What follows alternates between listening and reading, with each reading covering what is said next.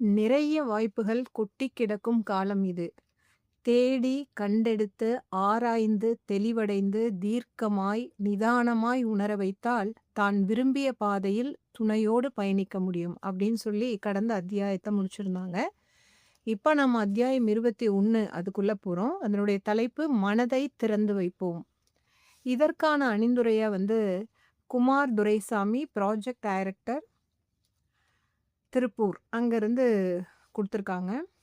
என்னால் இனி மேற்கொண்டு என்ன இயலும் என்று தனக்குள்ளே கேள்வி எழுப்பிக் கொண்டு திக்கு தெரியாமல் குழம்பி நிற்கும் ஒவ்வொருவரையும் புதியதொரு கோணத்தில் பார்க்கச் செய்கிறது அப்படின்னு சொல்லி அழகான ஒரு அணிந்துரையை கொடுத்துருக்காங்க.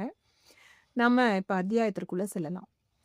அந்த சிறுவன் மாடி அறையில் பாடப்புத்தகம் ஒன்றை புரட்டி கொண்டிருக்கிறான். பின் மெல்ல படியிறங்கி வருகிறான். வரவேற்பறையில் அமர்ந்தபடி புன்னகையுடன் செல்போனில் சாட்டிங் செய்து கொண்டிருக்கும் அக்காவை பார்த்து தொண்டையை செருமுகிறான். அவள் பார்வையாலே புறக்கணிக்கிறாள். விடாது அவள் அருகில் சென்று அக்கா என விழிக்கிறான். தம்பியின் இடையூறை விரும்பாத அக்கா முகத்தை சற்று கடுமையாக்குபடி என்ன என கேட்கிறாள். நான் ஒன்னு கேட்கவா? என்ன? What is sex? அதிர்ந்து போகும் அக்கா கேள்விய பாரு, போய் அம்மா கிட்ட கேளுடா என துரத்துகிறாள். காய்கறிகள் நறுக்கி கொண்டிருக்கும் அம்மாவின் அருகில் செல்ல அம்மா பிரியத்துடன் என்னடா திருட்டு மொழி முழிக்கிற என செல்லம் கொஞ்சுகிறார்.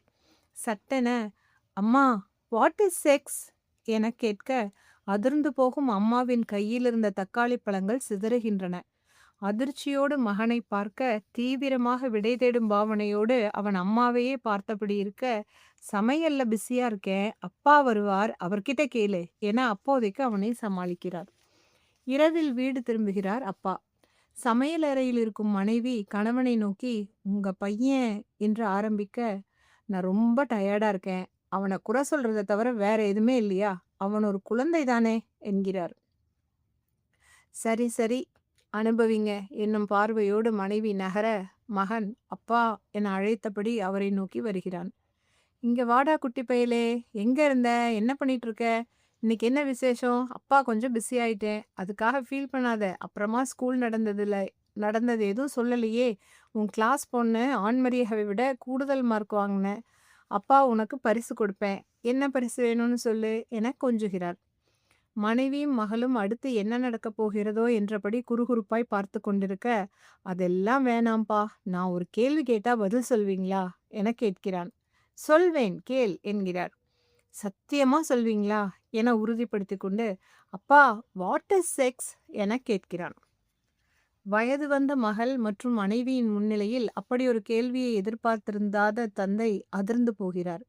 மனைவியையும் மகளையும் பார்க்க இவர் எப்படி சமாளிக்கப் போகிறார் என்னும் குறுகுறுப்போடு அவர்களும் பார்க்க பதிலளிக்க முடியாமல் அப்பா குளிச்சுட்டு வந்து சொல்றேன், ரொம்ப புழுக்கமா இருக்கு என்றபடி அப்போதைக்கு தப்பிக்கிறார். தமது டாக்டர் நண்பரை அழைத்து என்ன சொல்வதென உதவி கேட்கிறார். நண்பரோ விளக்கமாக சொல், குழந்தைகள் விவரமானவர்கள், புரிந்து கொள்வார்கள் என்கிறார். குளித்துவிட்டு உணவு மேசைக்கு வந்து அமர்கிறார். குழந்தை யோசனையோடு அமர்ந்திருக்கிறான். அப்பா என அழைத்தபடி அவரை நோக்க பொறு என கையமர்த்தி இது அம்மா, நான், அப்பா 2 பேரின் அன்பில் வந்தவன் நீ என 5 வயது மகனுக்கு வயது வந்த மகள் மற்றும் மனைவியின் முன்பு செக்ஸ் குறித்த நீண்ட விளக்கமளிக்கிறார். நிறைவாக புரிந்ததா என கேட்கிறார்.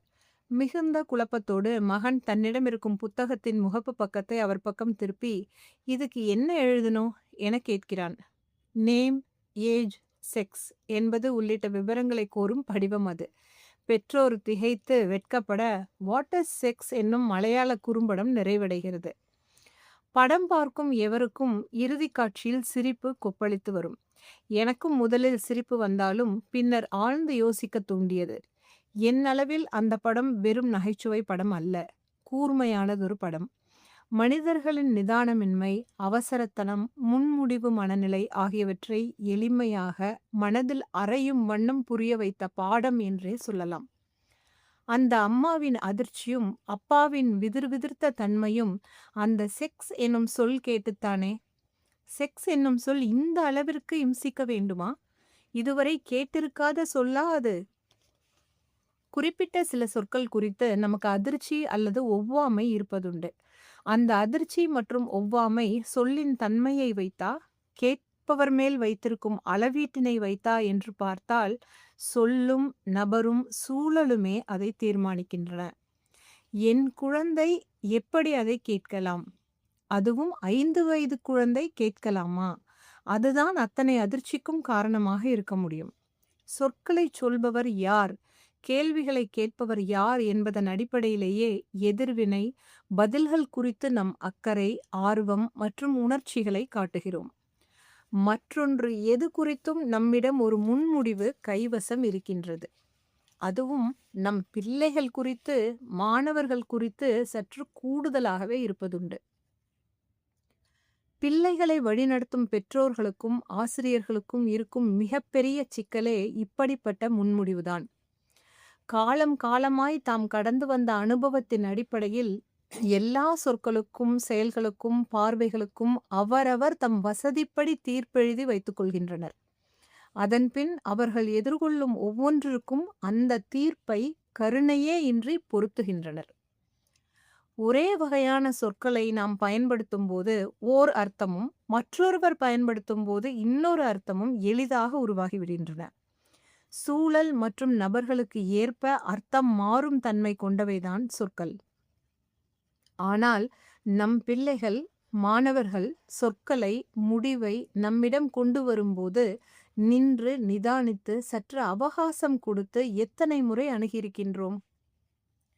5 வயது குழந்தையின் வாயிலிருந்து செக்ஸ் என்னும் சொல் வந்துவிட்டால் அது அதீத தீங்குத்தன்மை கொண்ட சொல்லாக நமக்கு படுகிறது. எப்படி அந்த சொல்லை அந்த பிள்ளை பயன்படுத்தலாம் என்பதே முதல் கேள்வியாய் இருக்கிறது. ஏன் அந்த பிள்ளை அந்த சொல்லை பயன்படுத்தினான் என்னும் கேள்வி வந்திருந்தால் அந்த குறும்படத்திற்கு அவசியமே இருந்திருக்காது.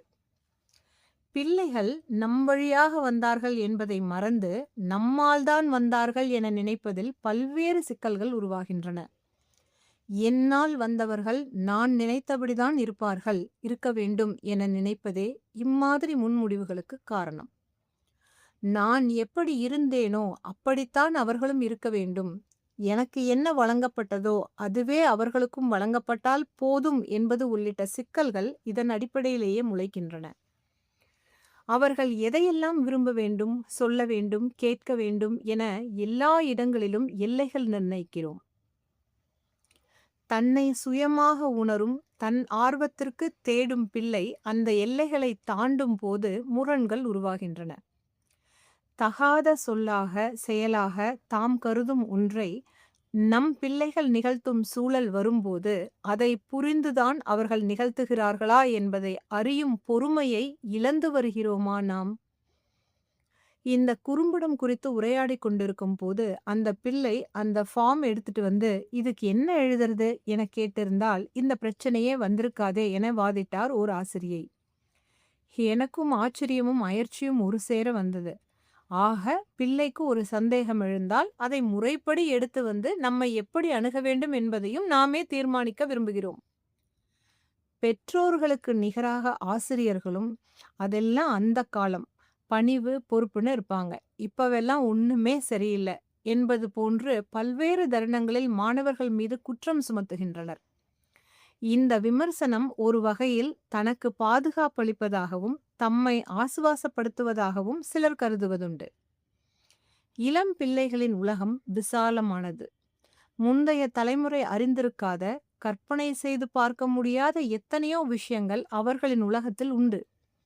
நாம் கடந்து வந்த வாழ்க்கையில் உணர்ந்த விஷயங்களின் அடிப்படையில் அவர்களுடைய உலகத்தின் தன்மை அறியாமல் பதட்டமாக பிரவேசிப்பது நமக்கும் அவர்களுக்கும் மிகப்பெரிய முரண்களை உருவாக்கி நெருங்க முடியா இடைவெளியினை கொண்டு வந்துவிடும்.